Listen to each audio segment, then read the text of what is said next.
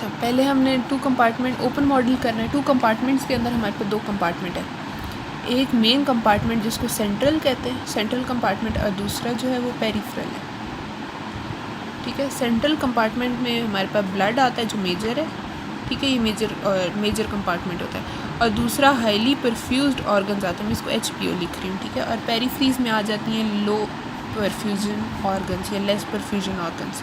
Highly perfusion organs में आ जाता है blood, brain, kidney, heart, endocrine system, hepatic, portal system, ये आ जाता है, और लो में आ जाता है skin, teeth, bones, hairs, bone marrow, ये सारी चीज़ें आ जाती हैं। ठीक है, अब हमारे पास डिफरेंस क्या होता है 1 कंपार्टमेंट का और 2 कंपार्टमेंट का, कि 1 कंपार्टमेंट में जो ग्राफ आता है ना वो लीनियर आता है, मतलब एक कंपार्टमेंट होता है वो लीनियर शो कर रहा होता है, इधर से इनपुट होती है उधर से आउटपुट होती है, तो हमारे पास कहीं भी उसने डिस्ट्रीब्यूट नहीं हो रही होती, तो वो as a single compartment act करता है। 2 कंपार्टमेंट में क्या होता है, एक हमारे पास बन गया सेंट्रल कंपार्टमेंट, एक हमारे पास बन गया पेरिफेरल या टिश्यू कंपार्टमेंट। ठीक है, अब ड्रग ने इधर से आना है, ये ड्रग अगर हम दे रहे हैं वो सेंट्रल कंपार्टमेंट में जाएगी, फिर वो टिश्यू में डिस्ट्रीब्यूट हो जाएगी, और फिर उसकी एलिमिनेशन दोबारा से वो सेंट्रल कंपार्टमेंट मतलब प्लाज्मा या ब्लड के अंदर आएगी, और वहाँ से दोबारा उसकी एलिमिनेशन होगी। ठीक है, एलिमिनेशन हमेशा सेंट्रल कंपार्टमेंट से आती है, तो ये थोड़ा सा प्रोसेस है जिसकी वजह से हमारे पास लीनियर ग्राफ कभी भी नहीं आता। ठीक है, तो हमेशा नॉन लीनियर ग्राफ आएगा इसके अंदर।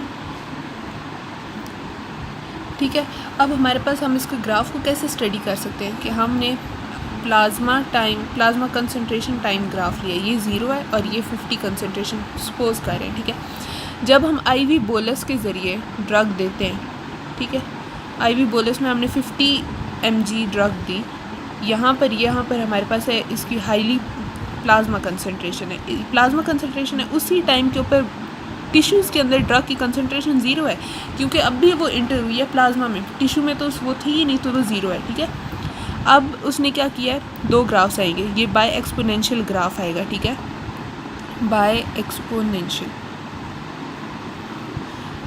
इधर से हमारे पास जैसे ही ड्रग प्लाज्मा में इंटर हुई है उसने एकदम से वो हाईली परफ्यूज्ड ऑर्गन्स में चली गई है। ठीक है, अब हाईली परफ्यूज्ड ऑर्गन्स में गई है, मतलब हाईली परफ्यूज्ड ऑर्गन्स वो टिश्यूज़ ही होंगे ना, ब्रेन है, हार्ट है। ठीक है, तो टिश्यूज़ के अंदर उसकी कंसंट्रेशन ज़्यादा होना शुरू हो जाएगी, ये हो गया। अब इसने जो डिक्लाइन किया ना, एकदम से रैपिड डिक्लाइन हुआ है, इसको कहते हैं डिस्ट्रीब्यूशन फेज़।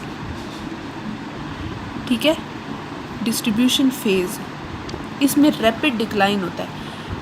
अब यहाँ पर क्या होगा कि प्लाज्मा के अंदर ड्रग की कंसंट्रेशन कम हो गई है, टिश्यू के अंदर ड्रग की कंसंट्रेशन ज़्यादा हो गई है।